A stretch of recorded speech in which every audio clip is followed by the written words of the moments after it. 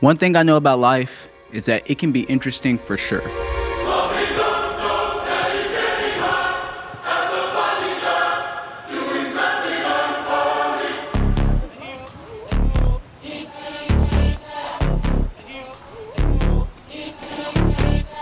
Sometimes in life, you feel like you're on top of the world. You can make any shot in any area of your life that you want to.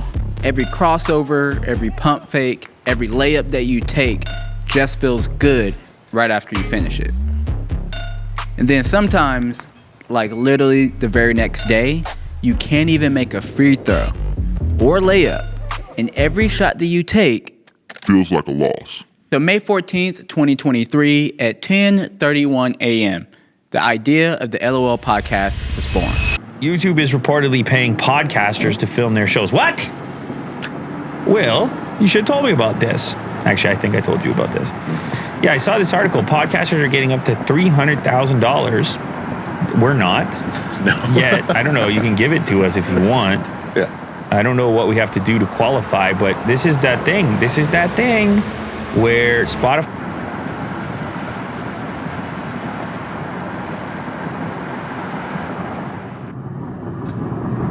What's up, dude? You busy? Okay, no, I'll make it quick. I had this idea. I wanted to see if it's something y'all would be interested in. Basically, YouTube's putting a lot of money into podcasting this year, and I thought that if you guys did a podcast with the following that you have and everything already, that could potentially do really well, especially like with you already having a YouTube channel and an online presence and everything, you know?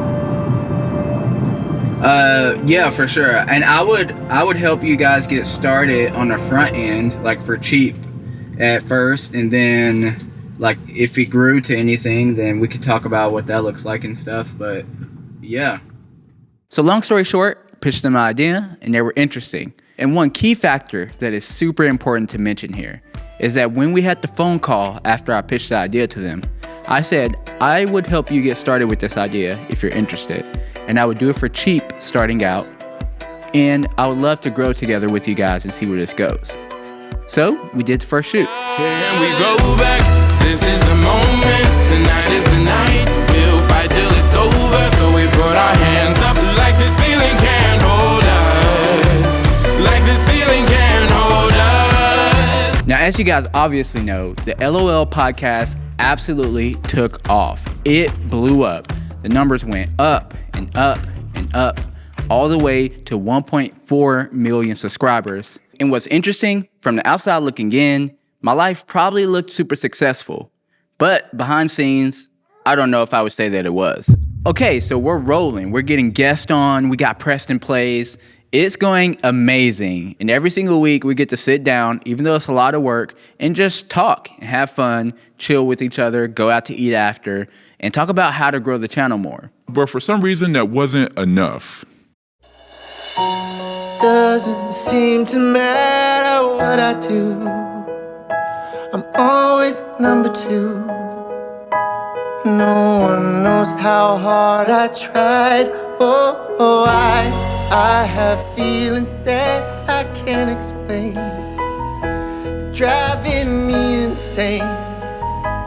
All my life been so polite, but I'll sleep alone tonight. 'Cause I'm just kidding, anywhere else I'd be a tame. Is it my destiny to live and die a life of blonde fragility? I'm just kidding, where I see love she sees a friend. What will it take for her to see the man behind the tent and fight for me?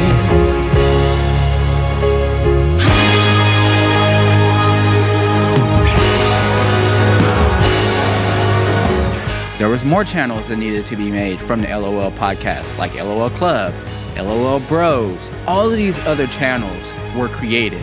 All of these other teams were formed. But there were not any extra players coming into the mix, right? You see where I'm going with this? So I roll in one day, right? I'm feeling happy, feeling cocky. I see we got these big achievements. I see we got these trophies sitting around here. hey, let's raise my pay for the podcast. You know, we've been sitting around the same price for quite a while now.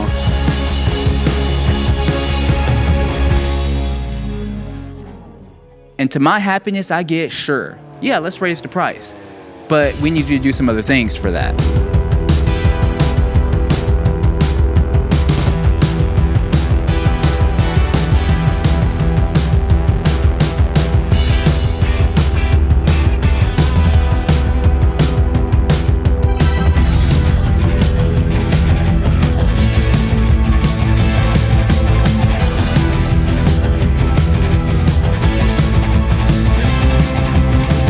So yeah, finally we got to an agreement where I was making the amount of money that I wanted to be making.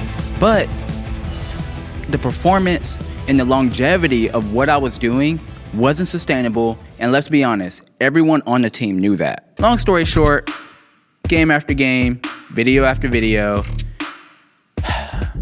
they were all L's and they were doing worse and worse and worse. The views were going down.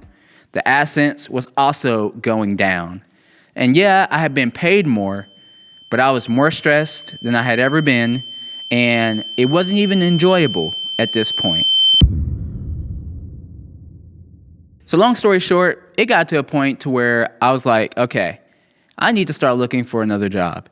And I didn't really say that to them, but unfortunately, before I could find another job, some other place to work, they decided to let me go because the other teams that I didn't even sign up for to play on weren't performing as well.